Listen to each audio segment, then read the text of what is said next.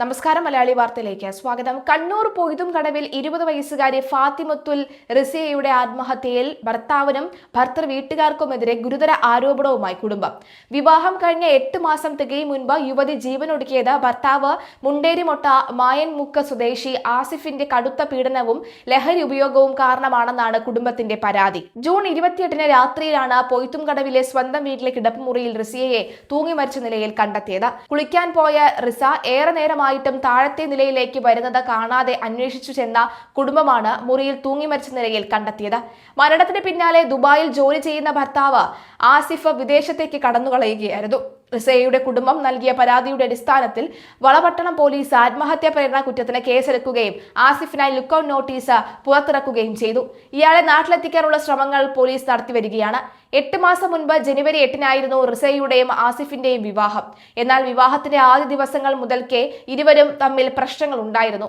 March 1-ന് ഭർത്തൃവീട്ടിൽ വെച്ച് റിസ ജീവനൊടുക്കാൻ ശ്രമിച്ചിരുന്നുവെന്ന് വ്യക്തമാക്കുന്ന ആത്മഹത്യാക്കുറിപ്പ് മുറിയിൽ നിന്ന് കണ്ടെത്തിയിട്ടുണ്ട്.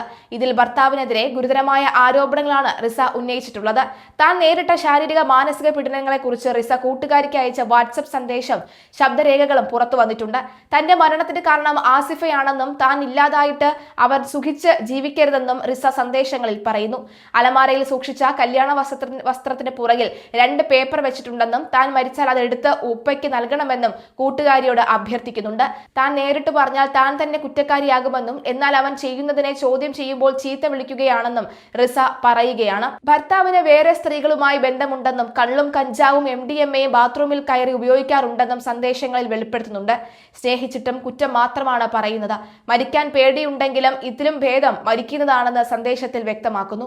ആസിഫ് ദുബായിൽ ജോലി ചെയ്തിരുന്നപ്പോഴും മാസത്തിൽ പലതവണ നാട്ടിലെത്തുകയും 1-2 ദിവസം മാത്രം നിന്ന് തിരികെ മടങ്ങുകയും ചെയ്യാറുണ്ടായിരുന്നു എന്നും ഇതേക്കുറിച്ച് ബന്ധുക്കൾക്ക് വലിയ സംശയങ്ങളുണ്ടെന്ന് പോലീസ് അറിയിച്ചു. സന്ദേശത്തിൽ പറയുന്നത്, ഞാൻ മരിച്ചതിന്റെ കാരണം അവനാണ്, അത് എല്ലാവരും അറിയണം.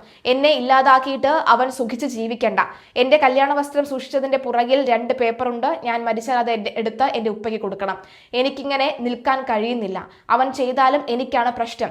ഞാൻ പോയി കഴിഞ്ഞാൽ നീ എന്റെ ഉപ്പാന്റെ അടുത്ത് എല്ലാം പറഞ്ഞു കൊടുക്കണം. ഞാൻ പറഞ്ഞാൽ പിന്നെ ഞാനാകും കുറ്റക്കാരി. എന്നെ വേണ്ടെങ്കിൽ അത് പറഞ്ഞാൽ പോരെ, കുത്തി നോവിക്കണോ? എനിക്കിങ്ങനെ നിൽക്കാൻ കഴിയുന്നില്ല. നെഞ്ചൊക്കെ വേദന എടുക്കുന്നു. ആവശ്യമില്ലാത്ത ചീത്ത വിളിക്കുന്നു. എനിക്ക് പേടിയാവുന്നു. ഞാനായിട്ടൊന്നും ചെയ്യുന്നില്ല. അവൻ ചെയ്യുന്നതിനെ ചോദ്യം ചെയ്യുന്നതിന് എന്നെ ചീത്ത വിളിക്കുകയാണ്. ഉപ്പയും ഉമ്മയും എന്നെ കൊണ്ട് ബുദ്ധിമുട്ടും. വെറുതെ എന്തിനാണ് നാണം കെടുന്നത്? ഞാൻ അത്രയും സ്നേഹിച്ചിട്ടും എന്നെ കുറ്റമല്ലാതെ വേറൊന്നും പറയുന്നുമില്ല. അവൻ എല്ലാ ചെറ്റത്തരവും ഉണ്ട്. അവന് വേറെയും പെണ്ണുങ്ങളുമുണ്ട്, കള്ളുണ്ട്, കഞ്ചാവുണ്ട്, ഇതെല്ലാം ഉണ്ട്. ഞാൻ ഉള്ളപ്പോൾ തന്നെ അവനെല്ലാം ഉപയോഗിക്കാറുണ്ട്. ബാത്റൂമിൽ കയറി പൊടിയും ഉപയോഗിക്കും. MDMA ഉപയോഗിക്കലുണ്ട്. അത് ചോദിച്ചാൽ പ്രശ്നമാകും. ഞാൻ മരിച്ചാൽ അവന് സന്തോഷമാകും. പക്ഷേ എന്റെ ഉപ്പയും ഉമ്മയും കരയൂലേ? മരിക്കാൻ പേടിയാണ്. ചെയ്യാണ്ടിരുന്നിട്ടും ഒരു കാര്യമില്ല. നീ എല്ലാം പറയണം എന്റെ ഉപ്പയോട്. അവൻ ഇഷ്ടമുള്ള ആളുകളുടെ കൂടെ ജീവിച്ചോട്ടെ. എനിക്കിങ്ങനെ ജീവിക്കാൻ പറ്റുന്നില്ല എന്നാണ് ആ 20 വയസ്സുകാരി അവസാനമായി എഴുതിയ കുറിപ്പിൽ ഉള്ളത്.